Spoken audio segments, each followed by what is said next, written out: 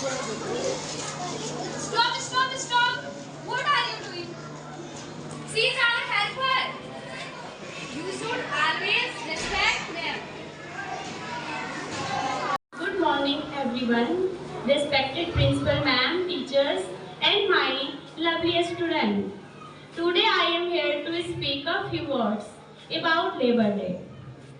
जिनके हाथों की लकीरों में तकदीर नहीं होती, जिनके हाथों की लकीरों में तकदीर नहीं होती, वही लोग अपनी मेहनत से इतिहास लिख देते हैं। जो जलते हैं धूप में ताकि हम सुकून से जी सके, वो मजदूर ही हैं जो दुनिया को रोशन कर देते हैं।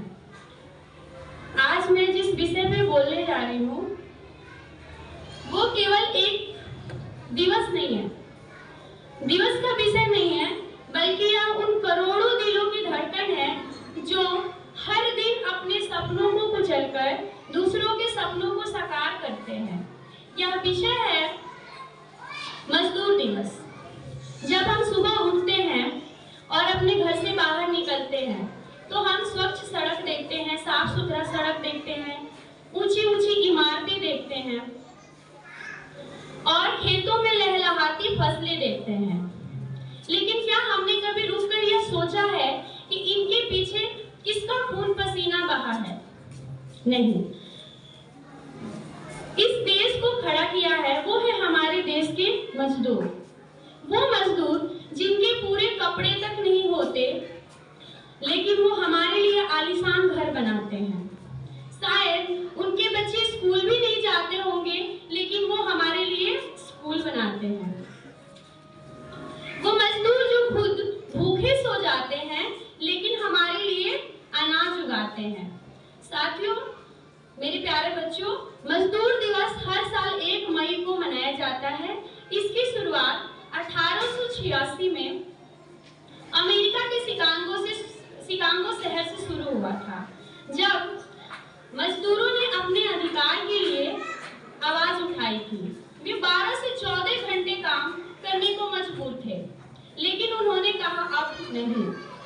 उन्होंने 8 घंटे काम, 8 घंटे आराम और 8 घंटे अपने परिवार के लिए मांगा। इस आंदोलन में कई मजदूरों की जान गई, लेकिन उनकी कुर्बानी व्यर्थ नहीं गई। आज पूरी दुनिया में मजदूरों को अधिकार मिला।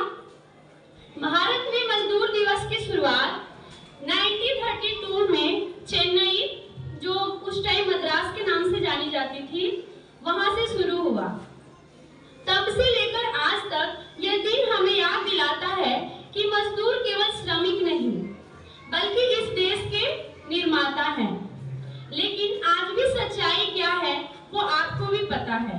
आज भी करोड़ों मजदूर ऐसे हैं जो असंगठित रूप से काम करते हैं, अलग अलग जगहों पे, अलग अलग असंगठित क्षेत्रों में काम करते हैं।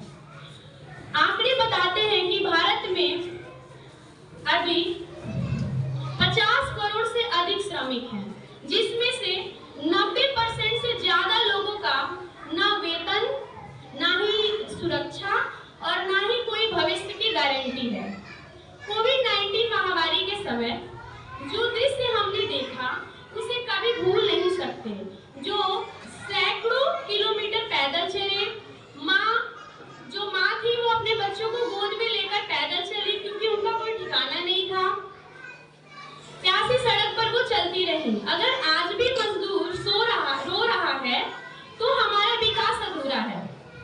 मजदूर को उसका हक नहीं मिल रहा है तो हमें यह समझ लेना चाहिए कि हमारी प्रगति खोखली है।